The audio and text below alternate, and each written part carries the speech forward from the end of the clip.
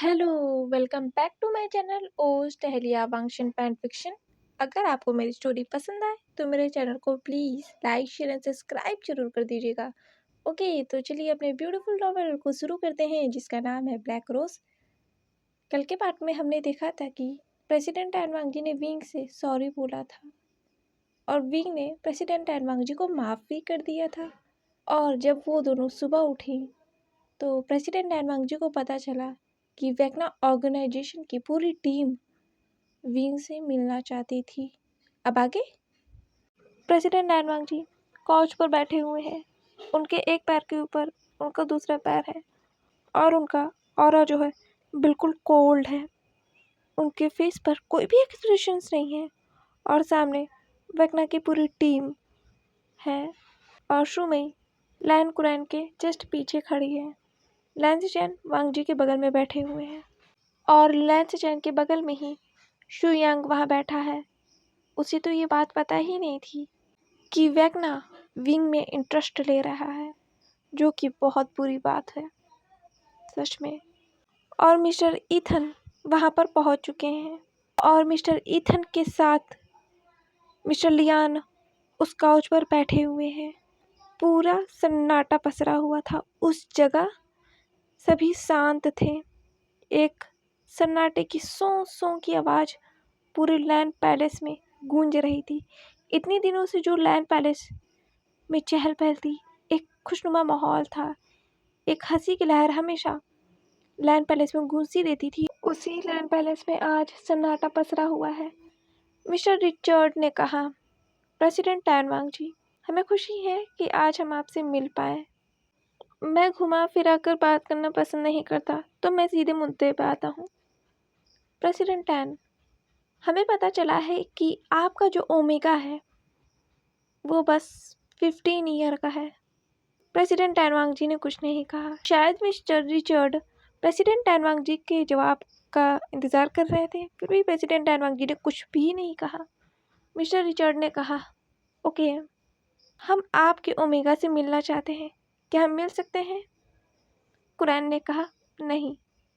Mister Richard ने कहा, पर क्यों?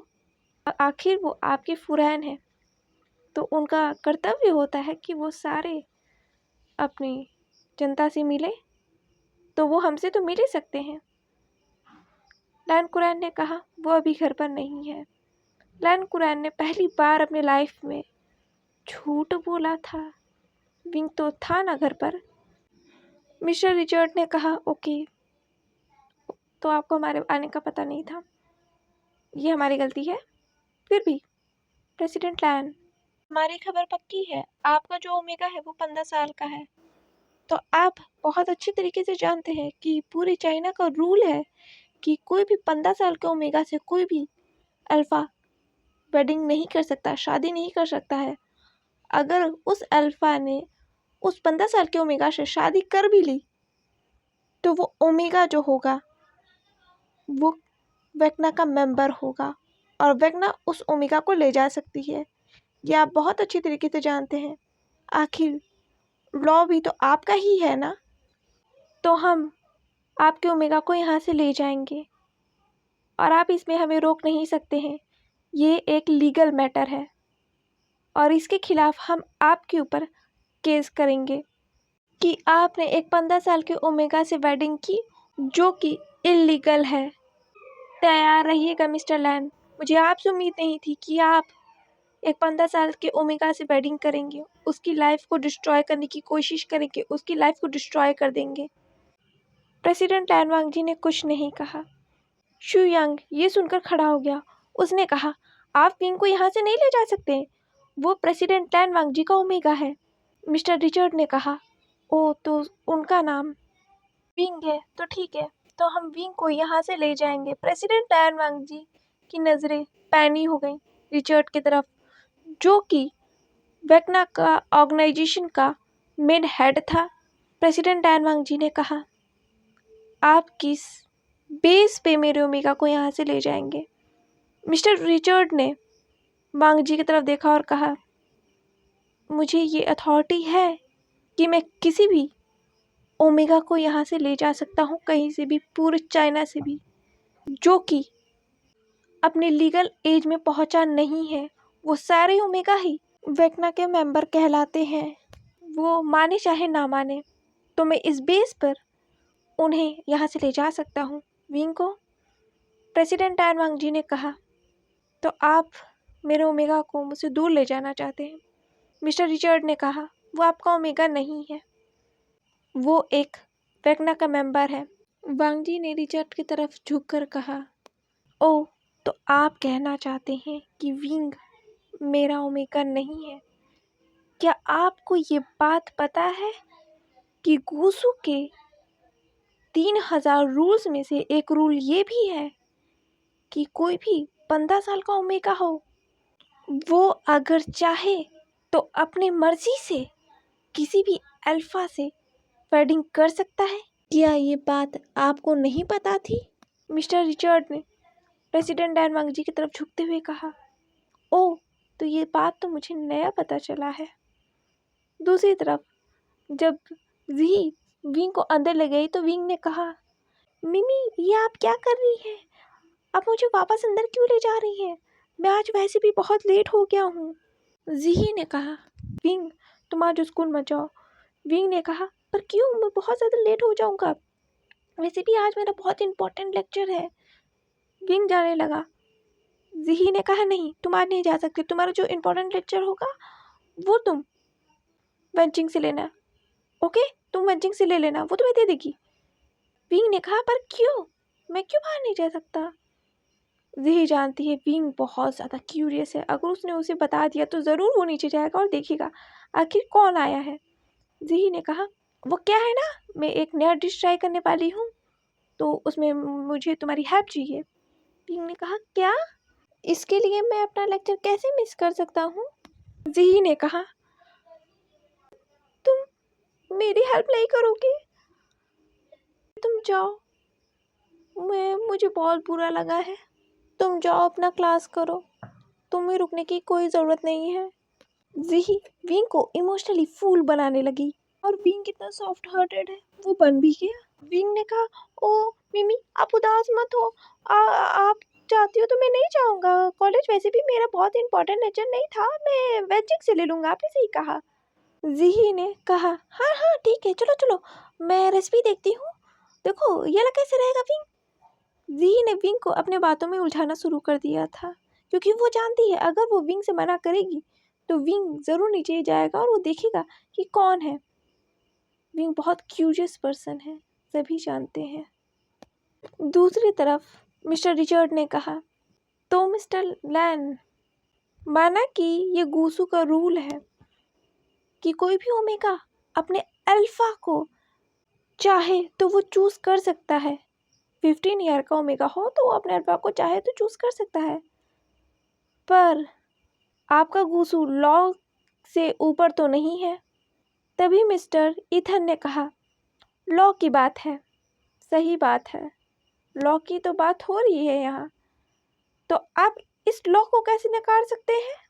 मिस्टर ईथन ने लॉ की बुक में से एक आर्टिकल दिखाते हुए कहा, जिसमें लिखा था, इन द केस कोई भी अल्फा चाहे तो किसी ओमेगा से वेडिंग कर सकता है अगर उस ओमेगा की रजामंदी हो, पर इसके लिए उस ओमेगा और अल्फा को रिटर्न में गवर्नमेंट को एप्लीकेशन देना पड़ेगा।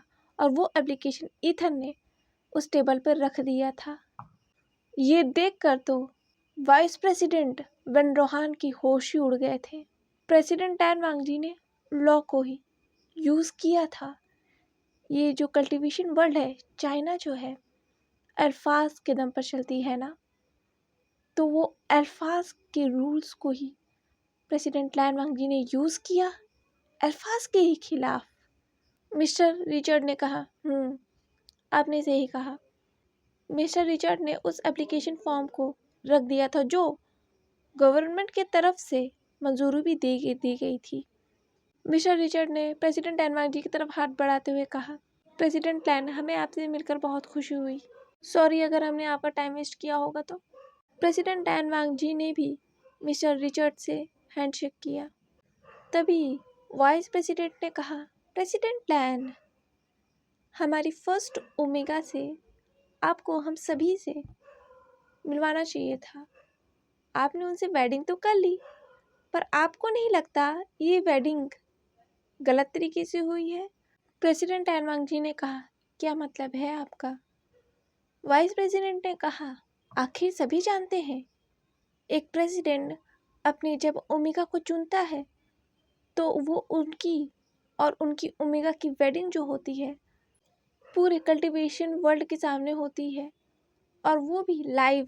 पूरी जनता प्रेसिडेंट और फर्स्ट ओमेगा की वेडिंग को देखते हैं, पर आपने तो ये किया ही नहीं ना।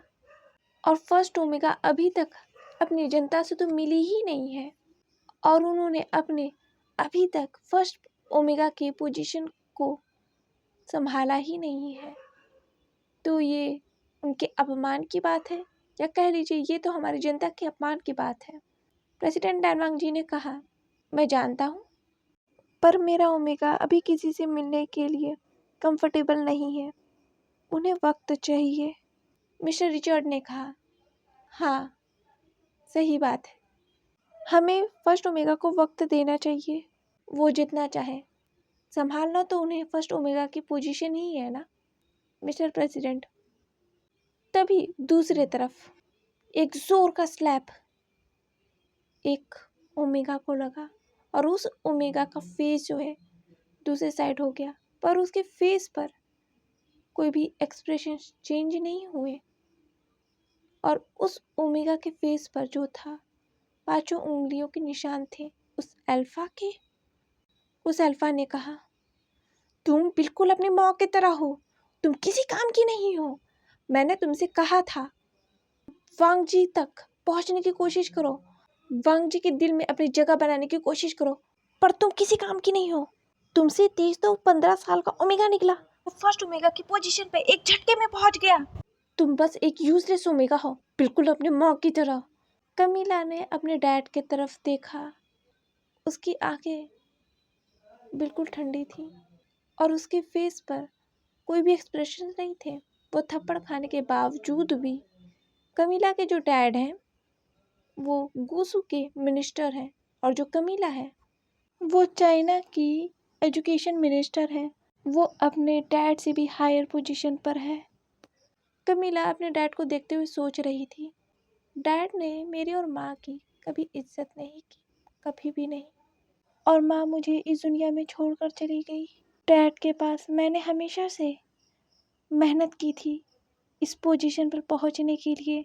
मैंने उन ओमेगास को पीछे छोड़कर इस पोजीशन पे आई हूँ। मैंने हमेशा से एक अल्फा की तरह बनने की कोशिश की है, पर डैड नहीं, इस पोजीशन से खुश नहीं हुए। वो चाहते हैं कि मैं फर्स्ट ओमेगा बनूं, पर प्रेसिडेंट तो मिसेस लैन को पसंद करते हैं ना। कमीला ने वांग जी और विंग के बारे में बताया ही नहीं अपने डैड को। उसने ये बताया ही नहीं था अपने डैड को कि उसने मिसेस लैन को देखा है। वो नहीं चाहती थी कि वो वांग जी की लाइफ को डिस्टर्ब करे, पर वो वांग जी से प्यार करती है बहुत ज़्यादा। कमीला के डैड ने कहा, तुम कुछ नहीं कर सकती हो, मुझे दूसरे तरीके अपनाने होंगे। मैंने तुम्हें यहाँ तक लाया है, वांग जी की नज़रों में लाया है, सबके सामने एक ऐसा ओमेगा दिखाया है कि जो फर्स्ट ओमेगा की पोजीशन को सबसे अच्छे से संभाल सकती है, पर तुमने सब बिगाड़ दिया। तुमसे तेज तो वो 15 साल का ओमेगा निकला जो फर्स्ट ओमेगा बन बैठा है। कमीला ने कहा, डैड मुझे एक और चांस दीजिए, मैं आपको बेहतर ओमेगा बन के दिखाऊंगी। मैं फर्स्ट ओमेगा की पोजीशन पर पहुंच के दिखाऊंगी, वादा करती हूँ डैड। कमीला के डैड ने कहा, ठीक है, मैं तुम्हें लास्ट चांस दे रहा हूँ कमीला, नहीं तो मैं इसके बाद तुम्हारा क्या हाल करूँगा ये तुम जानती हो ना। कमीला के हाथ पर वो हंटर के निशान ही दिख रहे थे कि वो उसके डैड उसके साथ क्या करते हैं। दूसरी तरफ वेगना और वाइस प्रेसिडेंट वहाँ से चले गए थे, और वेगना की पूरी टीम भी। मिस्टर लियान ने कहा, मिस्टर लैन, आपको अब विंग के साथ वेडिंग की पूरी रिचुअल्स को पूरा कर लेना चाहिए जो लैन क्लैन की हैं। लैन कुरैन ने कहा, हाँ वांग जी, मिस्टर लियान सही कह रहे हैं, तुम्हें पूरे रूल्स को, पूरे रिचुअल्स को पूरा कर लेना चाहिए, क्योंकि विंग अभी तक लैंड क्लैन का पूरा मेंबर नहीं बना है। वैसे भी सबके सामने आ ही गया है कि विंग तुम्हारा ओमेगा है, तो ये रिचुअल्स भी पूरे हो ही जाने चाहिए। वांग जी ने कहा, ठीक है अंकल। तभी किसी ने कहा, रिचुअल्स? कैसे रिचुअल्स? सभी ने उस तरफ देखा तो वहाँ एक 25 साल का अल्फा था। उस अल्फा को देखकर मिस्टर लियान शॉक्ड हो गए थे। वो शॉकिंगली उस अल्फा को देख रहे थे। उन्हें उम्मीद नहीं थी कि ये अल्फा यहाँ आएगा और उसे इतनी जल्दी पता चल जाएगा ये बात। तभी तो वो पर्सन यहाँ है।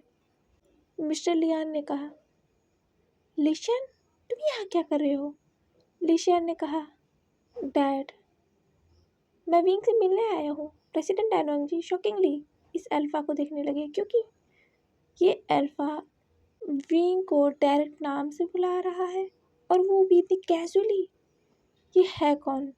प्रेसिडेंट डायनोंग जी को इस पर्सन से इतनी अच्छी वाइब्स नहीं आ रही थी, पता नहीं क्यों। जबकि इस पर्सन ने मिस्टर लियान को डैड कहा। विंग अभी यहाँ नहीं है। लिशियन ने कहा, डैड, पर मुझे विंग से मिलना है। सभी मिस्टर लियान और लिशियन को देखने लगे। मिस्टर लियान ने कहा, इससे मिलिए, ये मेरा बेटा है लिशियन। प्रेसिडेंट डायनोंग जी ने नोट किया और उन सभी ने नोट किया, क्योंकि मिस्टर लियान का बेटा लिशियन है, तो इनसे किसी को दिक्कत नहीं थी। लिशियन इसी वजह से लैंड पैलेस में आ पाया क्योंकि लैंड कुरैन ने लिशियन को अंदर भेजने के लिए कहा था, क्योंकि शुमे ने उन्हें बताया था कि लिशियन जो है आया है, उनका बेटा। लिशियन को अंकल कुरैन थोड़ा बहुत तो जानते ही थे, तो इसी वजह से उन्हें परमिशन मिल गई थी, वरना तो लैंड पैलेस में किसी का भी आना बहुत मुश्किल है, क्योंकि लैंड पैलेस में कोई भी ऐरा गैरा आदमी घुस नहीं सकता है। वहाँ पे बहुत टाइट सिक्योरिटी होती है। बिना लैंड पैलेस के मेंबर्स के परमिशन के कोई भी लैंड पैलेस के अंदर नहीं घुस सकता, कोई भी नहीं, चाहे वो वाइस प्रेसिडेंट हो या कोई भी। लिशियन ने सभी को ग्रीट किया और लिशियन मिस्टर लियान के पास आकर खड़ा हो गया। मिस्टर लियान ने फिर से कहा, तो मैं सोच रहा था कि विंग की वेडिंग की और रिचुअल्स जो हैं वो आज ही हो जाने चाहिए। लिशियन शॉकिंगली देख रहा था मिस्टर लियान को। उसके यहाँ होने के बावजूद भी उसके डैड विंग की वेडिंग करने की बात कर रहे हैं, वेडिंग रिचुअल्स की पूरा करने की बात कर रहे हैं, क्योंकि लिशियन को तो पता ही था ना कि विंग की वेडिंग हो गई है और आगे के रिचुअल्स को उसके डैड कह रहे हैं पूरा करने के लिए उसके यहाँ होते हुए भी। लिशियन बहुत गुस्से से अपने डैड को देख रहा था, उसकी मुट्ठियाँ बंधी जा रही थी। लैंड कुरैन ने कहा, इतनी जल्दी? पर इसमें तो वक्त लगेगा। मिस्टर लियान ने कहा, नहीं, मैं चाहता हूँ विंग की वेडिंग की रिचुअल्स जो हैं वो जल्द से जल्द हो जाए, क्योंकि मैं नहीं चाहता कि अब कोई प्रॉब्लम आए सामने। ये मिस्टर लियान ने लिशियन को देख कर कहा था। लैंड कुरैन ने कहा, ठीक है, तो हम आज ही विंग और वांग जी की वेडिंग के जो बाकी के रिचुअल से पूरा करवा देते हैं। सिचैन ने कहा, पर अंकल, इसके लिए तो सारे मिनिस्टर्स का होना ज़रूरी है ना। लैंड कुरैन ने कहा, सिचैन, अब तुम सेक्ट लीडर बन गए हो तो तुम्हें कोई भी काम मुझसे पूछ के करने की ज़रूरत नहीं है। तुम्हें ये शोभा नहीं देता सिचैन, तुम्हें खुद से डिसीजन लेना चाहिए। सिचैन ने अपना सिर झुकाकर कहा, पर अंकल, आप अभी भी सेक्ट लीडर हैं। लैंड कुरैन ने कहा, सिचैन, अब से तुम किसी के भी सामने झुकोगे नहीं। तुम लैंड टैन के सेक्ट लीडर हो, तुम मेरे सामने भी झुक नहीं सकते हो। तुम्हें सारे डिसीजन को खुद लेना चाहिए। और बाकी का जो तुम कह रहे हो कि मैं अभी भी सेक्ट लीडर हूँ, तो मैं सिर्फ नाम का सेक्ट लीडर था। तुम जानते हो ना, मैं चाहता हूँ कि तुम ऐसे लीडर बनो, तुम ऐसे लीडर बनो कि सारे डिसीजन को खुद ले सको और वो लोगों से नियम को फॉलो करवा सको। लैंसिचैन ने कहा, ठीक है अंकल, तो मैं एक अच्छा लीडर बनने की कोशिश करूँगा। लैंसिचैन ने इसीलिए लीडर की पोजीशन को लिया था, क्योंकि वो नहीं चाहते थे कि उनके अंकल को दोबारा कोई ये ना कह पाए कि उनके अंकल एक टेम्परेरी सेक्ट लीडर थे। इसी वजह से जी से वेडिंग करने के बाद ही और सारी रिचुअल्स को फॉलो करने के बाद ही लैन कुरैन ने सिचैन को लैन क्लैन का सेक्ट लीडर बना दिया था और लैन सिचैन ने भी इस बात को स्वीकार कर लिया था। वो नहीं चाहते थे कि उनके अंकल के सामने कोई आवाज़ उठाकर बात भी कर सके कि वो एक टेम्परेरी सेक्ट लीडर है, बस इसलिए। जैसा कि मिस्टर लियान चाहते थे कि विंग और वांगजी की वेडिंग के रिचुअल्स जो हैं वो आज ही हो जाए। प्रेसिडेंट लैन वांगजी और विंग एक दूसरे के सामने खड़े थे और सभी लोग प्रेसिडेंट लैन वांगजी और विंग को देख रहे थे। वहाँ सभी मिनिस्टर्स भी थे और वहाँ कमीला भी थी जो अपने डैड के साथ खड़े होकर उस वेडिंग रिचुअल्स को होते हुए देख रही थी। वोट्स बढ़े जा रहे थे। प्रेसिडेंट लैन वांगजी और विंग अपने एंसेस्टर्स को बो कर रहे थे और वो वेडिंग रिचुअल्स को पूरा होते हुए देख रही थी अपने आँखों से। उसके आँखों में एक आंसू की परत थी। वो खुद को विंग की जगह इमेजिन कर रही थी प्रेसिडेंट लैन वांगजी के साथ, पर वहाँ तो कमीला थी ही नहीं ना, वहाँ तो विंग था प्रेसिडेंट लैन वांगजी के साथ। और विंग के फेस पर एक बड़ी सी स्माइल थी, एक बनी स्माइल। वो बहुत खुश था, सभी देख सकते थे और उसके फेस पर ब्लश भी था। और प्रेसिडेंट लैन वांगजी के फेस पर एक हल्की सी मुस्कान थी, जिस मुस्कान को कमीला ने उस वक्त देखा था जिस वक्त प्रेसिडेंट लैन वांगजी विंग के फोटोग्राफ्स को देख रहे थे प्रेसिडेंट ऑफिस में। ये देखकर कमीला का दिल ही टूट गया। देख तो कोई और भी रहा था प्रेसिडेंट लैन वांगजी और विंग के वेडिंग रिचुअल्स को पूरा होते हुए। ली शियान ने कहा, डैड मेरे हाथ को छोड़ो, मैं ये वेडिंग रिचुअल्स को पूरा नहीं होने दूंगा। तो लियान ने कहा, ली शियान शांत हो जाओ। ली शियान ने कहा, डैड आप ये कैसे होने दे सकते हो, आप जानते हो कि मैं कौन हूँ, मैं विंग का होने वाला।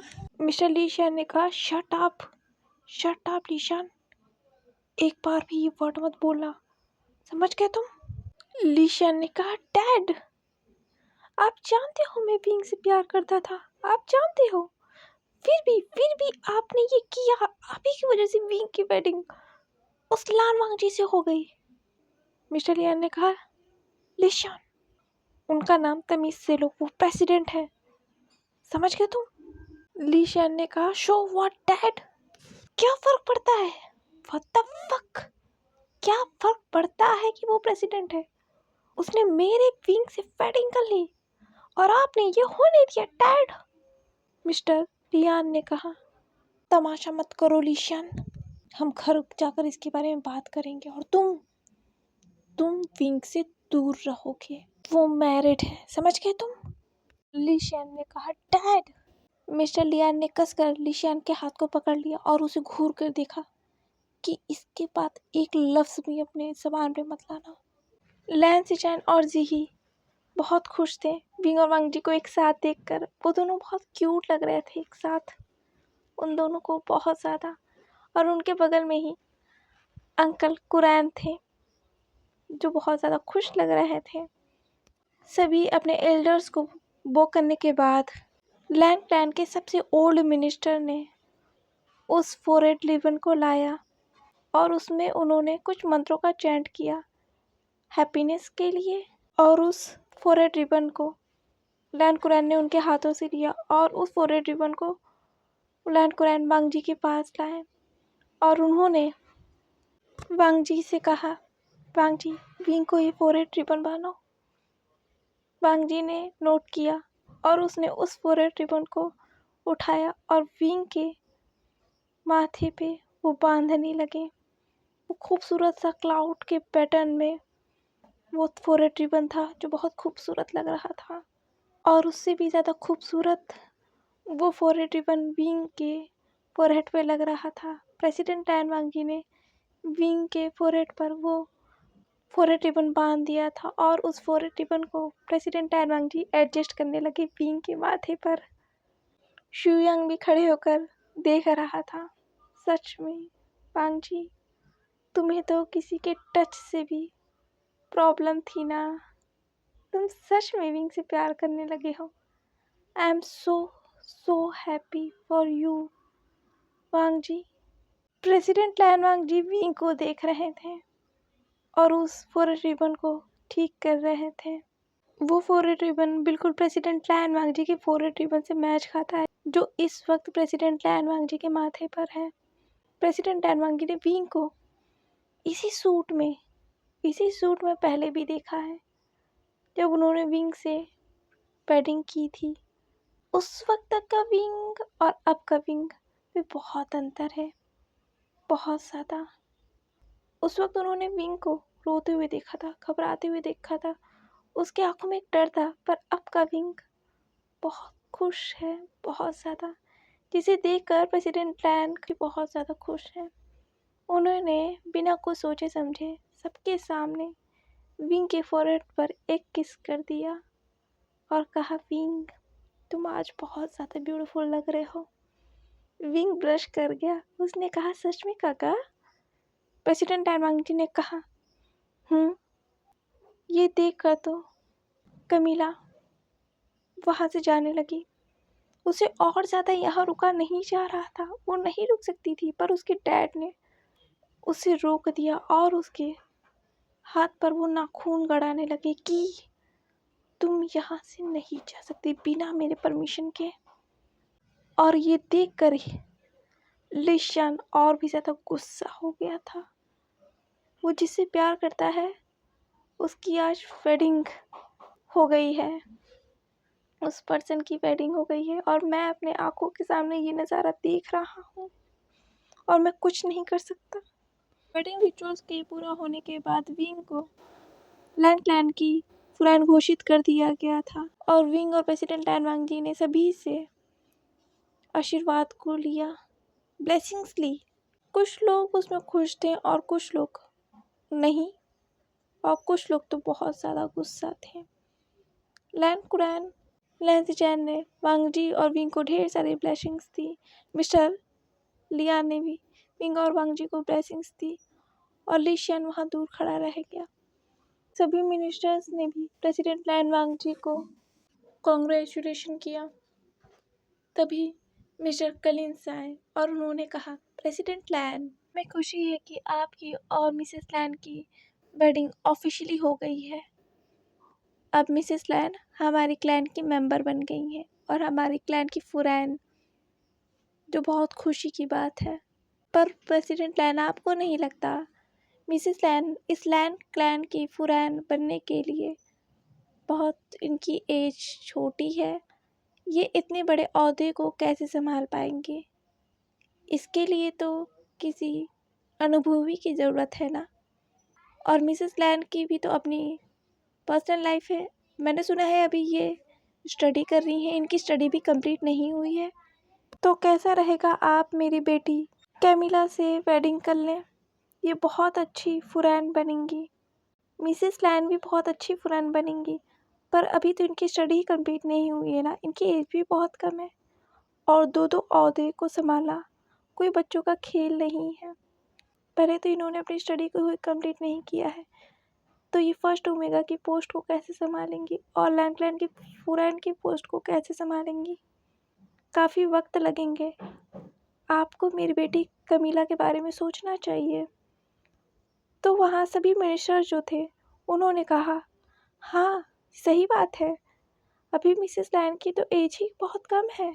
मिस कैमिला इस ओहदे की के हकदार है। वो काफ़ी अच्छे से एजुकेशन मिनिस्टर की पोजीशन को संभाल रही हैं और वो पूरे गुस्से को रूल्स को भी जानती हैं। अच्छा रहेगा प्रेसिडेंट लैन वांग जी की वेडिंग हो जाए। प्रेसिडेंट लैन, आपको ये करना चाहिए। कुछ मिनिस्टर्स जो थे अपनी बेटी के लिए प्रेसिडेंट लैन वांग जी के ऊपर प्रेशर बनाने लगे, तो कुछ जो मिनिस्टर थे जो कमीला को पसंद करते थे कि वो फुरैन बने, वो सभी प्रेसिडेंट लैन वांग जी को प्रेशर करने लगे, प्रेशराइज करने लगे कि वो कमीला को अपनी ओमेगा चुने। और कमीला भी उन सभी के सामने थी जो कि पूरे सूट में थी। उसने पूरा सूट पहन रखा था, ब्लैक चेक था उस सूट पर, जो बहुत डिसेंट लग रही थी, एक परफेक्ट ओमेगा लग रही थी और वो बहुत खूबसूरत थी। पिंक कमीला को देख रहा था, उसे समझ में आ रहा था वांग जी की वेडिंग की बात हो रही है, मतलब उसके काका की वेडिंग की बात हो रही है। विंग को ये अच्छा नहीं लगा। उसके हाथ प्रेसिडेंट टैन वांग के हाथ पर ढीले हो गए, पर प्रेसिडेंट टैन वांग ने उस हाथ को टाइटली पकड़ लिया और उसने कहा सबके सामने विंग की तरफ झुककर उसने कहा, विंग बेबी, क्या तुम शाओजी के साथ जाओगे? मैं कुछ वक्त बाद तुरंत आता हूँ। पर विंग की आंखों में प्रेसिडेंट टैन वांग को एक अलग सा डर लगा। प्रेसिडेंट टैन वांग ने कहा, मैं आऊँगा विंग, मैं तुम्हारे पास ही आऊँगा। विंग के फेस पर एक स्माइल आ गई और उसने कहा, ओके काका। और जीही वहाँ से विंग को लेकर चली गई। जीही ने सोचा भी नहीं था ये लोग वांग जी की दूसरी वेडिंग की बात करेंगे, वो भी विंग के सामने। उस वक्त तो तीनों ही अल्फा बहुत ज़्यादा गुस्से में थे, बहुत ज़्यादा। उन सभी के अल्फा फेरोमोन्स बहुत डार्क हो गए थे और प्रेसिडेंट टैन वांग जी का अल्फा तो बहुत ज़्यादा गुस्से में था। प्रेसिडेंट टैन वांग जी के अल्फा फेरोमोन्स रिलीज़ होने लगे, वो भी बहुत ज़्यादा डार्क अल्फा फेरोमोन्स थे वो। प्रेसिडेंट टैन वांग जी ने कहा, तो आप कह रहे हैं मैं वेडिंग कर लूँ? आज के लिए बस इतना ही। मिलते हैं नेक्स्ट पार्ट में ब्लैक रोज के एक और पार्ट के साथ। आप बताइएगा आपको आज का पार्ट कैसा लगा। Bye bye.